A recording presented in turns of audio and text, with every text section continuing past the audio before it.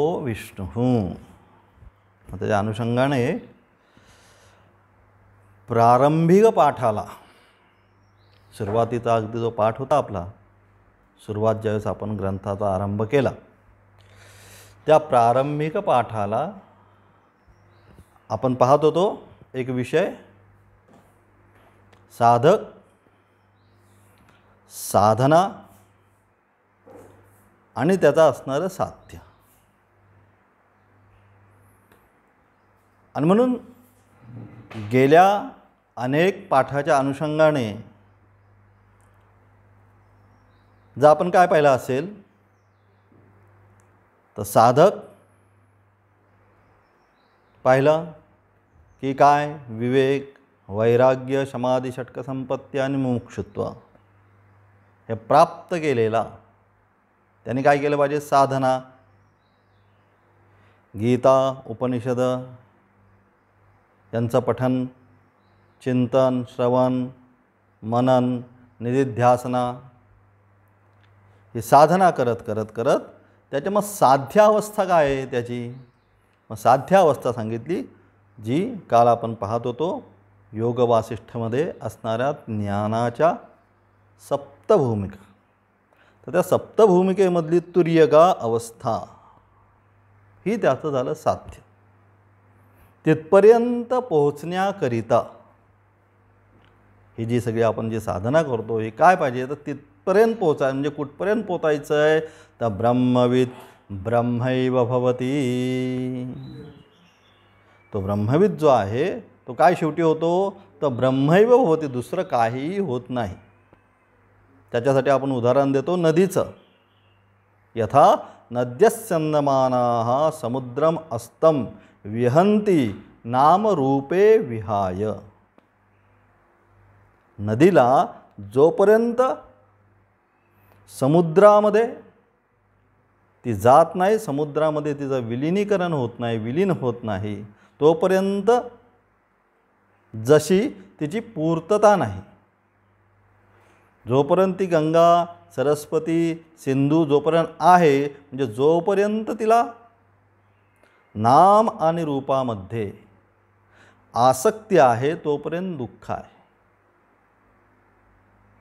मी गंगा, मग कुठे गंगोत्रीला तिचा उगम झाला, हिमालयात खाली वर करत करत करत कुठे उतरली, शेवटी ऋषिकेशला खाली उतरली, पुन्हा तिथून सगळं हरिद्वार करत सगळं पतितोद्धारिणी, सगळे जे पतित आहेत त्या पतितांचा उद्धार करत करत करत शेवटी कुठपर्यंत आली, गंगासागरपर्यंत आली. आणि ज्यावेळेस ती गंगासागराला मिळाली म्हणजेच काय, मग आता ती काय राहिली, आता ती गंगा राहिलेली नाही, मग काय, समुद्रच झाली. तसं त्याचप्रमाणे जोपर्यंत हा जीव स्वतःला, मी जीव म्हणजे मी स्वतःला काय म्हणतो, मी स्वामीजी, मी अमुक, मी राम, मी श्याम या नावाने नाम आणि रूप याच्यामध्ये जोपर्यंत बंधन आहे नामरूपाचं, तोपर्यंत त्या नाम आणि रूपाच्या अनुषंगाने त्याला पुन्हा बंधन अथवा सुख आणि दुःखाची प्राप्ती आहे. मग साधना काय करायची, मग साधना हीच साधना की नाम आणि रूपाचा त्याग. नामरूपाचा त्याग म्हणजे काय, तर मी, हा जो मी आहे या मीचं काय करायचं आहे, विलनीकरण करायचं आहे. आणि जोपर्यंत ज्याचा मी जेवढा मोठा त्याचं तेवढं दुःख मोठं. आणि म्हणून त्या मीचं विलनीकरण करण्यासाठी ही सगळी साधना. श्रवण करा सद्ग्रंथांचं, सद्गुरूंच्या सानिध्यात राहा, सत्संग करा, श्रवण झाल्यानंतर त्याचं मनन करा. आपल्यामध्ये जे अंतःकरणामध्ये जे काम, क्रोध, लोभ जे आहेत, हे ज्या वाईट वृत्ती आहेत त्या वाईट वृत्ती काय करा, कमी करत जा. तिथे काय करा, सात्विक वृत्तींना स्थान द्या. अहिंसा, सत्य या गोष्टी त्या ठिकाणी प्रतिपादित करा. मग असं करत करत असताना ज्यावेळेस काय होईल त्याच्यात, हे सगळं का करायचं, ते सगळं करत असताना हे सगळ्यांचा फायदा काय, तर चित्तशुद्धी. चित्ताची जे अंतःकरण जे आहे, ज्याला आपण मागच्या पाठामध्ये पाहिलं, काय अंतःकरण म्हणजे काय, तर सूक्ष्म शरीर जे जातं येत अस्मिन शरीरे जीवती इति जीवात्मा, त्या ह्या शरीरामध्ये तो जगतो म्हणून त्याला आम्ही जीवात्मा म्हणतो. परंतु म्हणून त्याची असणारी जोपर्यंत शुद्धी होत नाही तोपर्यंत तिथे स्वस्वरूपाचं साक्षात्कार जो आहे तो होत नाही. जसं भांडं जे आहे, भांड्यामध्ये जर सगळं खरकट ज्यावेळेस असतं त्यावेळेस काय होतं, त्याच्यामध्ये स्पष्ट आपला चेहरा दिसत नाही. मग चेहरा स्पष्ट केव्हा दिसेल, तर ज्यावेळेस ते काय करू आपण, स्वच्छ घासू, साबण विम सोप काही का असं नाही, त्याने ज्यावेळेस आपण त्याला स्वच्छ धुवून काढू त्यावेळेस काय होणार आहे, त्याच्यामध्ये आपलं प्रतिबिंब स्पष्टपणे दिसणार आहे. तसं या ठिकाणी या अंतःकरणामध्ये कधी दिसणार आहे स्वस्वरूपाचा साक्षात्कार, तर जोपर्यंत हे काम क्रोध लोभ हे जोपर्यंत जाणार नाही, हे त्याला आलेली मळकट आहे, ही जोपर्यंत दूर होत नाही तोपर्यंत त्याला त्या ठिकाणी स्वस्वरूपाचा साक्षात्कार होत नाही.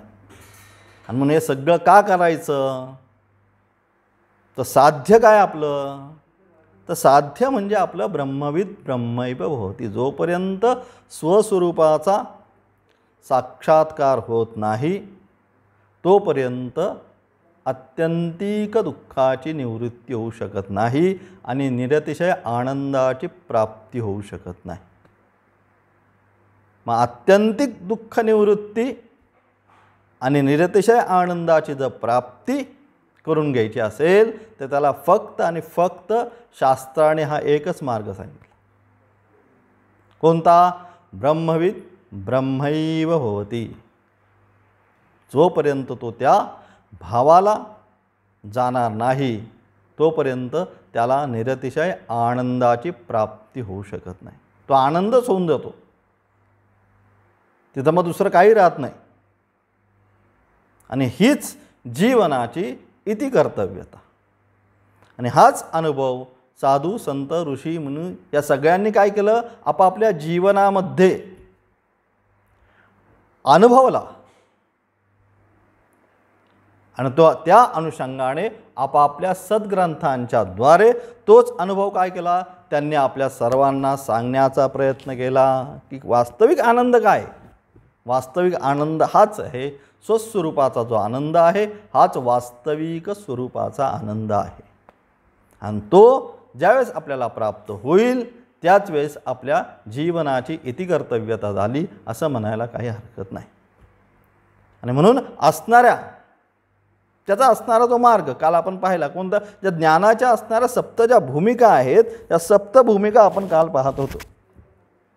त्याच्यावर पुन्हा, कारण विषय थोडासा गंभीर क्लिष्ट असल्यामुळे पुन्हा एकदा, काल तुमचं काय झालं, प्राथमिक ज्ञान झालं, फक्त शब्द तुम्हाला तुमच्या कानावर श्रवण झाले, त्याला असं म्हणतात याला तसं म्हणतात, परंतु त्याची पुन्हा एकदा आवृत्ती पुन्हा जर झाला तर पुन्हा ते काय होईल, ठसेल मनावर की वास्तविक पाहता अशीच हा साधनेचा क्रम असतो.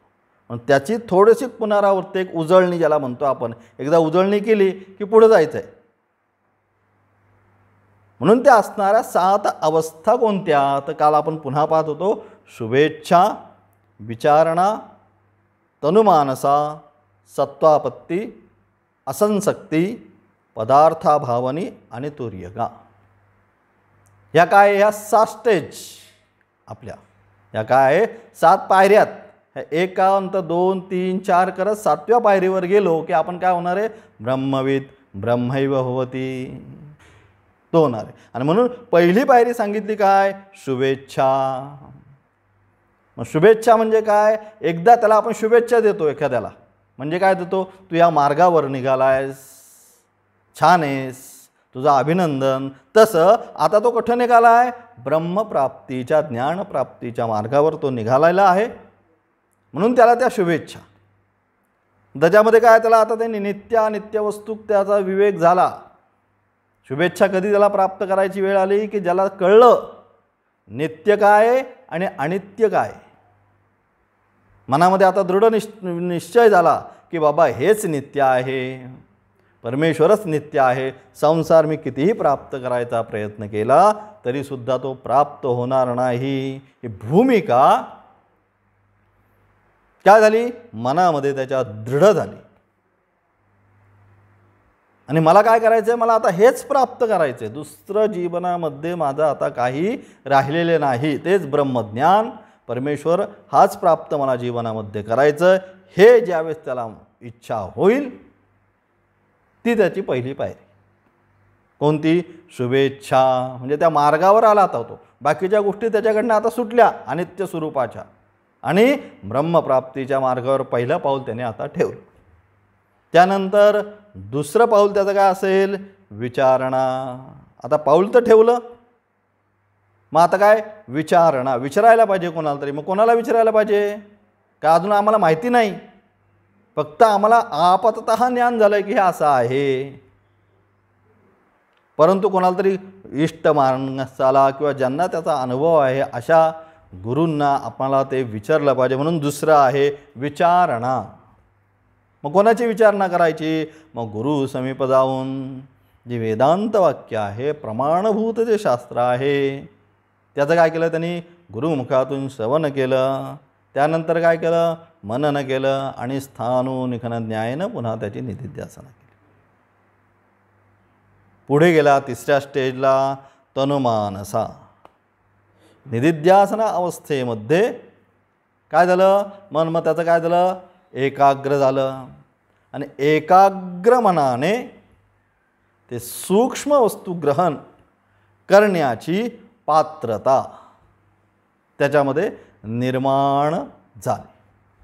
तनु मानसा. तनु म्हणजे अत्यंत सूक्ष्म होणे, आणि काय? मनाचा अत्यंत सूक्ष्म, म्हणजे ती अत्यंत सूक्ष्म वस्तू प्राप्त करण्याची मनाची असणारी तयारी त्याची होणे म्हणजेच तनु मानसा. त्यानंतर चौथा विषय सत्वापत्ती. सत्वापत्ती म्हणजे आता पूर्ण झालं, मनाची तयारी परिपूर्ण झालं, सूक्ष्मातिसूक्ष्म वस्तू आता तो ग्रहण करायला लागला. मग ती सूक्ष्म वस्तू काय? सूक्ष्मातिसूक्ष्म वस्तू ब्रह्म. आणि म्हणून त्या ब्रह्मचा साक्षात्कार किंवा त्या ब्रह्मस्वरूपाचा अनुभव, अपरोक्ष ज्ञान, त्याला सत्वापत्ती या अवस्थेमध्ये निर्माण झालं. परंतु ब्रह्मसत्यम जगन्मिथ्या हे जरी ज्ञान झालं तरी त्याचा जगताशी असणारा संबंध अजून पूर्णपणे विच्छेद झालेला नाही. ज्ञानाची प्राप्ती झाली. यथा याज्ञवल्क्य जनकादी. जनकादी सगळे ज्ञानी होते, परंतु कसे होते? व्यवहारामध्ये पण कुशल होते आणि ज्ञान प्राप्त पण त्यांना झालेलं होतं. ही असणारी अवस्था म्हणजे सत्वापत्ती. पुढे गेला असंसक्ती. आता तो काय झाला? आणखी सूक्ष्म व्हायला लागला. असंसक्ती म्हणजे सविकल्पक समाधी. जो अभ्यास आहे सूक्ष्म सूक्ष्म आता चित्त व्हायला लागलं, सूक्ष्म तसं व्हायला लागलं, तसं तसं ते काय आलं? त्या ब्रह्माच्या अनुषंगाने ते जायला त्याचा प्रवास सुरू झाला. आणि म्हणून सविकल्पक समाधी अभ्यास त्याचा आता चालू झाला. म्हणजे तो काय राहिला? तो आता आपल्या आप त्याचं जे चित्त आहे ते मन उन्मनी भावाला त्याचं आता जायला सुरुवात झाली.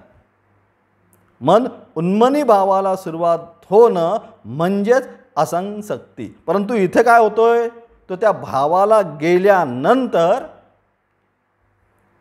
काही वेळाने पुन्हा काय होतो? पुन्हा तो या जागृत अवस्थेमध्ये अथवा जी व्यावहारिक अवस्था आहे त्या व्यावहारिक अवस्थेमध्ये पुन्हा येतोय. जातो येतो, जातो येतो, ही जी अवस्था आहे ती असंसक्ती. त्यानंतर अशी अवस्थेचा अभ्यास करत करत करत करत तो पुढे पुढे ज्यावेळेस जातो त्यावेळेस त्याला पदार्था भावनी म्हणजे या भूमिकेमध्ये तो झाला की तो काय झालो? पाचव्या भूमिकेच्या आधाराने तिचा असणारा परिपाक म्हणजेच या अवस्थेमध्ये तो आता काय करतो, दीर्घकाळपर्यंत. पाचव्या भूमिकेला काय, जाणं येणं चालू राहिलं. पण आता एकदा मन त्याचं उन्मनी अवस्थेमध्ये गेलं की मग तो बराच काळ त्या अवस्थेमध्ये राहतो. मग कोणी त्याला त्या अवस्थेमधून जागृत अवस्थेमध्ये आणलं, अन्य कोणाच्याद्वारे काही प्रयत्न झाला तर तो काय होतो, पुन्हा त्या साधारण व्यावहारिक अवस्थेमध्ये येतो. कोणाला काही सांगायचं असेल तर सांगण्याचं काम करतो, अथवा पुन्हा ती जी उन्मनी अवस्था आहे त्या उन्मनी अवस्थेला तो जाऊन पुन्हा राहतो. ही झाली पदार्था भावनी. आणि सगळ्यात शेवटची तुर्यगा अवस्था म्हणजे विदेह अवस्था. म्हणजे एकदा त्या अवस्थेमध्ये तो गेला की तो आता पुन्हा त्याचं येणं नाही, तो तिथेच गेला. निर्विकल्पक समाधी ज्याला आपण म्हणतो, त्या निर्विकल्पक समाधी अवस्थेमध्येच गेला. त्याचं आता न पुनरावर्तनते, तो आता पुन्हा येत नाही. कारण का, तो त्या स्वरूपामध्ये प्राप्त झाला. म्हणून त्याच्यामध्ये आता कुठल्याही देह मी हे असं कुठल्याही प्रकारची वासना कुठे जाता त्याची संपूर्ण क्षीण झाली आणि तो त्या ब्रह्माशी एकरूप भावाला गेला. आणि अशा प्रकारे तो काय होता, तो जीव ज्या स्वतःला म्हणत होता तो काय झाला, तो त्या ब्रह्मविद ब्रह्मैव भवती या साधनेच्या अनुषंगाने तो स्वतः ते पद त्याने आपल्या जीवनामध्ये प्राप्त करून घेतलं. हेच वास्तविक जीवनाची असो अथवा साधकाची साध्य अवस्था. इति कर्तव्यता काय, तर इति कर्तव्यता म्हणजे ब्रह्मविद ब्रह्मैव भवती. ते जे पद आहे ते पद जीवनामध्ये आपल्याला प्राप्त करून घेता आलं पाहिजे. आणि त्याच्याकरता का करायची साधना, आपण हे सगळं करतोय पण हे का करायचं हे आता कळलं पाहिजे. हे कळण्याचं प्रयोजन किंवा ही साधना करण्याचं प्रयोजन की जोपर्यंत ते स्वरूप मला प्राप्त होणार नाही तोपर्यंत हे जे दुःख आहे ह्या दुःखाचा अंत होऊ शकत नाही. आणि म्हणून दुःखाचा अंत व्हायचा असेल तर ते माझं जे वास्तविक स्वरूप आहे ते स्वरूप मला प्राप्त करून घेणं हेच त्याच्यावरचं सोल्युशन अथवा त्याच्यावरचं असणारं उत्तर. आणि म्हणून त्याकरता म्हणून हे सगळी साधना, त्यासाठी हा सगळा खटाटोप वेदांत वाक्याचं श्रवण मनन निधिध्यासना हे सगळं जे काय आहे हे संपूर्ण खटाटोप कशासाठी, ते स्वस्वरूपाचं ज्ञान मला माझ्या जीवनामध्ये प्राप्त करून घ्यायचं आहे म्हणून. असो अशा प्रकारे असणाऱ्या या संपूर्ण काय झाल्या, या ज्ञानाच्या असणाऱ्या 7 भूमिका आणि त्या 7 भूमिकेच्या अनुषंगाने तो जीव शिवपदाला प्राप्त होतो. म्हणजे तो अनुभव त्याला आपल्या जीवनामध्ये येतो. अहम निर्विकल्पो निराकार रूपो विभुर्व्याप्य सर्वत्र सर्वेंद्रियाण. हा जो अनुभव आहे चिदानंद रूप शिवोहम शिवोहम सच्चिद आनंद स्वरूप वास्तविक मी कोण आहे, तर मी वास्तविक शिवच आहे हा अनुभव त्याच्या जीवनामध्ये प्राप्त होतो. आणि ही अवस्था आपल्याला प्राप्त करायची आहे म्हणून हा सगळा अट्टाहास प्राप्त होईल. ही काय आपली राहील तर शुभेच्छा, पण त्या अनुषंगाने असणारी ही सगळी आपली साधना करत करत करत करत आज नाही तर पुढे, जसं 6व्या अध्यायामध्ये सांगितलं, अथवा तो योगी जो आहे तो या नाही बहुनाम जन्मना म्हणते ज्ञानवान माम प्रपद्यते सांगितलं. अनेक जन्माची ज्यावेळेस साधना होते अशा साधनेमधून तो पुढे पुढे पुढे पुढे पुढे येत तो मला प्राप्त करतो. म्हणून सुरुवात साधनेची जी सुरुवात आहे ती सुरुवात मला काय करायचं आहे, तर मला ते तत्व ते ब्रह्मज्ञान मला प्राप्त करायचं आहे, त्याकरता असणारी साधना. आणि हीच साधना या सप्तभूमिकेतून मांडली वेदांतातून हीच साधना सांगितली. श्रवण, मनन, निदिध्यासना, हे सगळं जप, व्रत, वैकल्य सगळं का करायचं? हे करण्याचा मुख्य हेतू ब्रह्मविद ब्रह्मैव भवती, हा सगळ्याचा मागचा मुख्य हेतू. असो, आज आपण पाहत होतो पुढचा श्लोक. शत्रौ मित्रे पुत्रे बंधौ मा कुरु यत्न विग्रह संधौ सर्वस्मिन्नपि पश्चात्मानं सर्वत्रोत्सृज भेदाज्ञानम. आणि एकदा तो ब्रह्मभाव प्राप्त झाला, मागच्या श्लोकाच्या अनुषंगाने आपण पाहिलं तर तो ब्रह्मभाव, सर्वत्र ब्रह्मभाव, ब्रह्मविद ब्रह्मैव भवती, हा भाव एकदा त्याचा प्राप्त झाला,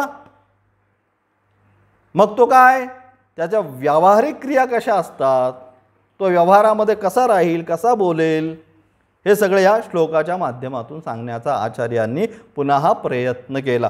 शत्रौ मित्रे पुत्रे बंधू,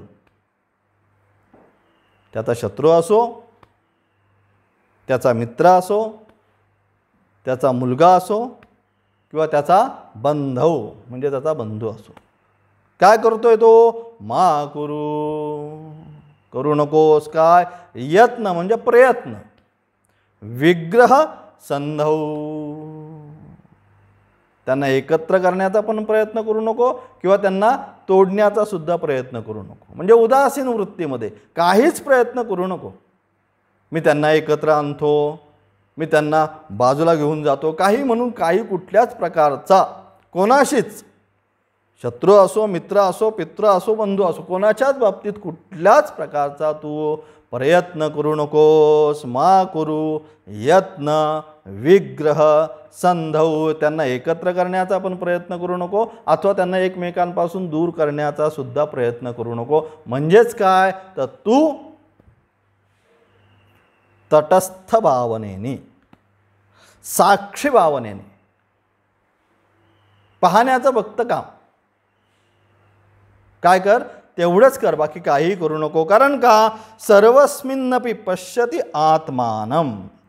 आता काय झालंय, त्या भूमिकेमध्ये आल्यानंतर आता तो 5व्या 7व्या 6व्या भूमिकेला आल्यामुळे सर्वत्र तो काय करतोय, एक सर्वस्मिन्नपि पश्यति आत्मानम, सगळ्यांमध्ये एकच आत्मतत्व त्याने काय केलंय, आता पाहायला सुरुवात केलेली आहे. सर्वत्र एकच आत्मतत्व तो पाहतोय. आणि म्हणून मग काय कर, सर्वत्र उत्सृज भेद अज्ञानम, ही जी भेदबुद्धी जी आपण करतोय सगळ्यांमध्ये, ती भेदबुद्धी काय कर, तू सोडून दे. कारण का, तर तू आता सर्वांमध्ये ते एकच जे आत्मतत्व आहे, ते एकच आत्मतत्व तू सगळ्यांमध्येच पाहायला लागलायस.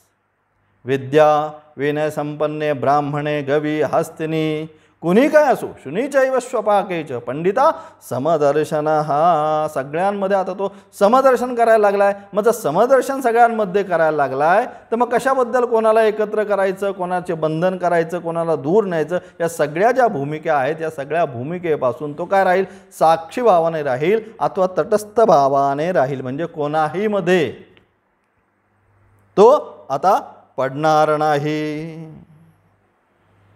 आणि असा जो तत्वज्ञानी जो महात्मा आहे, त्याला गीता म्हणते काय, सर्वभूतस्थ आत्मानं सर्वभूतानि च आत्मनि ईक्षते योगयुक्त आत्मा सर्वत्र समदर्शनः यो मां पश्यति सर्वत्र. गीता म्हणते की जो मला काय करतोय, सर्वत्र पाहतो, सगळ्यांमध्ये, अणु रेणू कुणीही असो. म्हणून मागच्या पाठात आपण एकदा पाहत होतो काय, नामदेव असो, एकनाथ असो, कुणी असो, ते काय झालं, नामदेव त्या कुत्र्याच्या मागे काय केले, ते वाटी तुपाची घेऊन पळाले. एकनाथ महाराज त्या असणाऱ्या वाळवंटामध्ये त्या गाढवाला गंगाजल पाजण्याचं काम केलं. का, तर सर्वंच मयी पश्यती, त्यांची दृष्टी जळी स्थळी काष्टी आणि पाषाणी सगळत्र काय झाली, त्यांची ब्रह्मदृष्टी सगळ्यामध्येच, संतांना, साधूंना, सगळ्यांना एकच दृष्टी झाली, सर्वत्र एकच पाहायला लागले. म्हणून यो मां पश्यति सर्वत्र. मलाच सगळीकडे पाहतात, अथवा सर्वंच मयि पश्यती, माझ्यामध्येच सर्वांना पाहतात. अशा प्रकारे तस्याहम न प्रणश्यामी, असा जो योगी आहे त्याचा मी सच मे न प्रणश्यती, जो मला सर्वांमध्ये पाहतो किंवा माझ्याच सर्वांना पाहतो, त्याच्यासाठी मी अदृश्य होत नाही. आणि तो माझ्यासाठी अदृश्य होत नाही म्हणजेच त्याच्या मनामध्ये ब्रह्मपदाचा साक्षात्कार, स्वस्वरूपाचा साक्षात्कार झालेला असतो.